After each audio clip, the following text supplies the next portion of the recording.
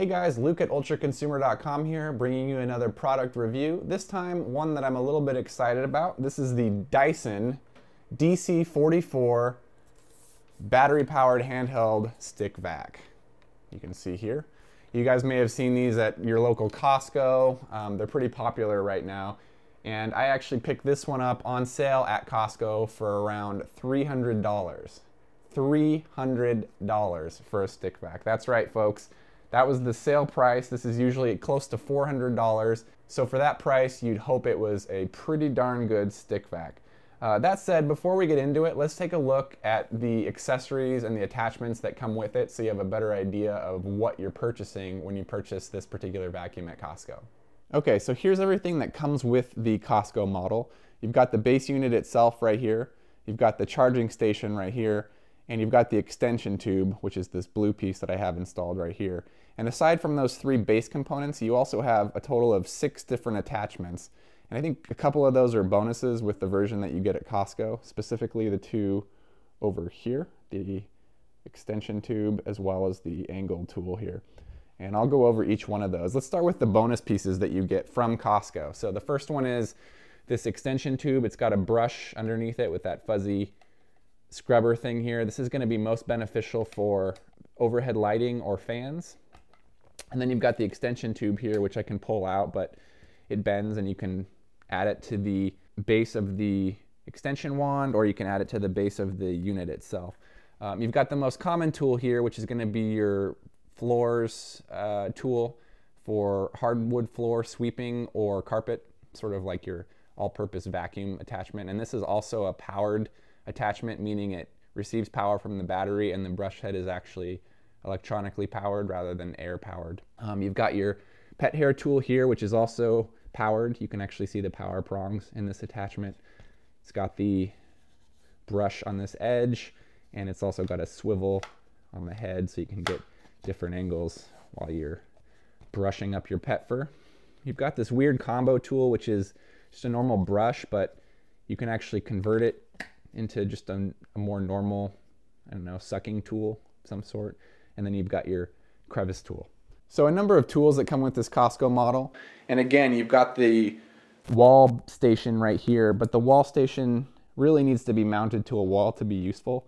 The way that it works is such that it needs to be stationary. You can't really usefully sit it on the floor, but it does have 2 places to put some attachments, but as you'll note here, you kind of need to choose which attachments you're going to want to hang from that, because you've got 5 loose attachments and you can only put 2 of them on the wall charger at one time. And then you've got the base unit right here. You can see I've got some dirt pre-installed, and you've got the button right here, which is a symmetrical button rounded all the way around. Not the most comfortable button in the battery pack. Okay, so now that we've taken a look at the attachments that come with this vacuum, we're going to talk a little bit about the pros and the cons of this particular stick vac. Now, before again I say this, I want to emphasize that this is a $300+ vacuum, and I'm going to be extra critical because it is so expensive. I would expect very good performance out of it. So let's start with the pros of this Dyson vacuum. So the first one is this hand base unit is actually relatively compact. It weighs, I think, around 3 to 4 pounds maybe, and it's not too heavy in your hand. The next piece is that the suction itself is pretty good. I notice it doesn't diminish, at least in the time that I've used it. I haven't actually killed the battery. I'm putting it in the charger every time, so I don't really have the opportunity to run it down in between charges, but they say this runs between 15 and 20 minutes, and if you turn it onto the boost or the max setting, you get around half, a little bit less than half that time, so 8 to 10 minutes, something like that, of maximum time. Now you can hear the vacuum itself is not that loud. I'm gonna put it away from my mic. And that's the normal setting, and if I push the max setting, it gets a little louder. But overall, it's not that noisy of a vacuum. And one of the great things about it is the suction is very good. The battery seems very, very good. I've been impressed with the battery life, the runtime, as well as the suction. Those are 2 good features right off the bat. Another nice feature is that the dirt cup is right here. You don't have to pull out a filter every time you empty the dirt cup like I did with my Electrolux stick vac.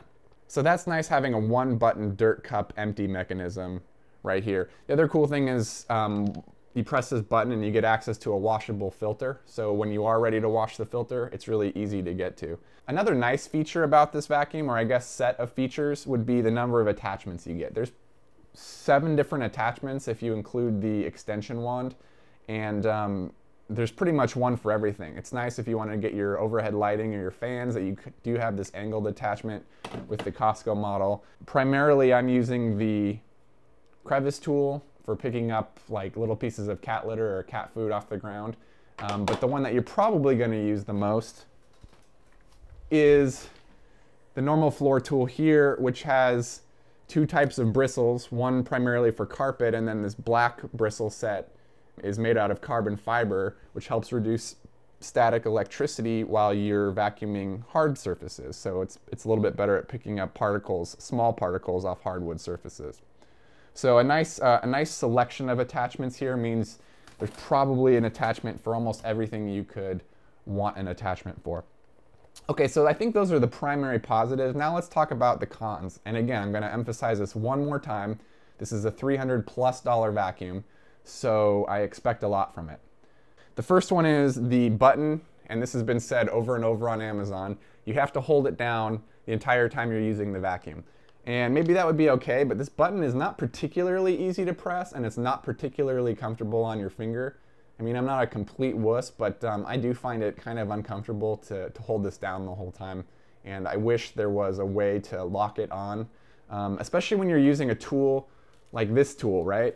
Because in one hand, you have to hold down the button, so that means you have to use the other hand to do this, and it'd be a lot nicer if you could set this unit down and kind of work with your, either hand wherever you're working with the end of this hose attachment. So holding the button, I would say, is actually a big con. They need to add some sort of lock mechanism. Another big negative is the dirt cup. Although I really like the fact that you can empty it without changing a filter, I find that it jams up pretty easily here. You can kind of see that I'm sort of full on one side, but not full on the other side. The fill line is right here. So it's full over here, but not over here. And when I go to empty this, it just gets stuck in there, and I have to pull it out with my hands, so I'm touching the dirt anyway. And then when I'm closing it back up, I end up getting like little hairs and stuff that kind of get stuck poking out of the door, and it's actually kind of nasty. So yeah, it's nice that I don't have to empty a filter, but it still ends up being kind of gross to empty this, to be quite honest, and it fills up pretty quickly. Another negative about it is the attachments themselves are kind of inconvenient. So the wall caddy has 2 spots to put attachments, but it comes with 7 total attachments. So you're gonna have to store, 3 or 4 attachments elsewhere other than your wall caddy, and that's a little bit inconvenient, to be honest with you. I can't completely fault it for that, because it comes with more stuff to do more tasks, which is kind of a plus, but it's also not really very efficient in the way that it stores them. I do give it a plus for having the powered brush head that is pretty good on hardwood floors, but what I found is the clearance on that head is so low to the ground that it's not good at picking up any sort of large particles on a hard surface. So if you're using this in your kitchen and you want to pick up like pieces of cat food or cereal or something, then really you've got to take this brush head off and you've got to put a different head on, because by the way, it doesn't suck very well at all when there's no head at the end of the extension tube. So you have to take off the head that you were probably using, put on something like the crevice tool, which is what I've been doing, and then vacuum up those particles before switching back to the more common tool here. And the other thing is, this is good on carpet for quick little jobs, but I certainly would not consider this a replacement for my real vacuum. If I put it on max, it does a pretty darn good job for what it is, being a hand vac, but it really, like you can tell, it not only takes longer to vacuum, but it just doesn't do as good of a job. It's not going to pick up the particles nearly the same way your upright vacuum or your full-size plug-in vacuum is going to. Another thing is sometimes the attachments themselves are a little finicky when you're putting them on or taking them off. I find this is more common with the extension tube and the two powered brush heads, probably because of the electronic plugs. But you really need to make sure you line up these little divots when you're plugging them into the tube, or they don't line up. You got to get it right on until it clicks. And then when you do, it's like not really, like it's a little loose. I mean, it's fine, it's not going to come off, but it's just not like a really super secure connection. It just feels a little bit loose, I guess. I don't know. For a $400 vacuum, you'd think everything would feel pretty darn precise. So this tool, pretty much worthless. You could use it as a brush, but I'm not sure why you would ever use this thing in the middle. I don't know what that's any good for.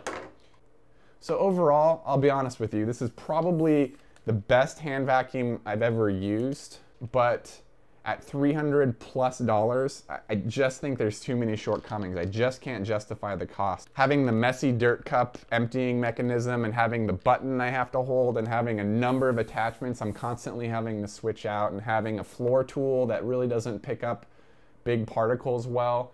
It's just too many things to justify a cost that high. So what I would recommend to anybody that's looking for a cordless vacuum is to consider what are you primarily going to be using it for.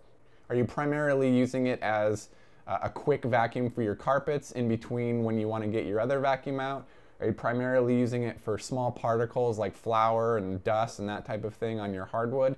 If so, this might be a great choice if you can justify, you know, $300+ for those type of activities. Or are you looking for something, you know, to clean your car out and pick up particles like cat food or cat litter or cereal or something like that? Because if so, you could spend, you know, between $50 and $150 and get a very nice lithium-ion powered handheld vac like a Black & Decker or a Hoover Lynx Pet, for example.